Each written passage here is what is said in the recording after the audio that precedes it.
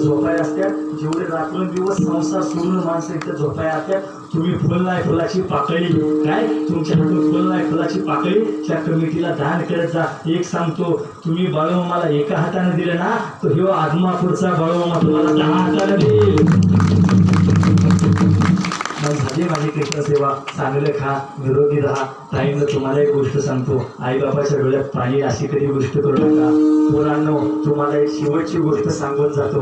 काय मुलांना तुम्हाला एक शेवटची गोष्ट सांगून जातो. ज्या मुलीच्या बापानं, ज्या मुलीच्या आईनं आपल्याला नकार दिला होता ना, ज्या मुलीच्या बापानं, ज्या मुलीच्या आईनं आपल्याला लग्नाला नकार दिला होता ना, आपलं चरित्र असं घडवायचं, आपलं चरित्र असं घडवायचं.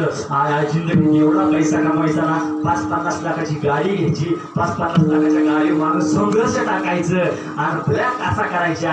आणि आठवड्यातनं द्वंदा ज्यानं आपल्याला लग्न करण्याकरता नकार दिला होता ना, त्याच्या घरामोरनं द्वंदा फक्त फिरवायची, हॉर्न मारायचा. आज जिंदगी सफल आहे.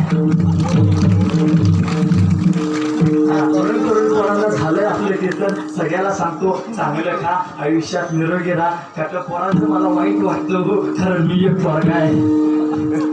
कारण थोरांचं मला वाईट वाटतं, कारण मी एक पोरगा आहे. एक गोष्ट लक्षात ठेवा, काय एक गोष्ट लक्षात ठेवा, कुशल टाळी एक हाताने वाजत नाही, टाळी दोन्ही हाताने वाजत असते.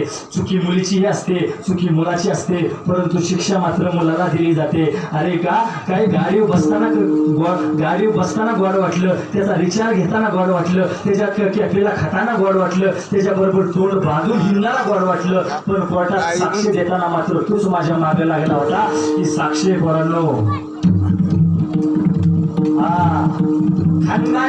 खानदानी राणी मी कोर्टात बदलताना बघितली, फक्त मित्रावर होतो. नाही तो म्हणतात महाराज कशाला कोर्टात गेला.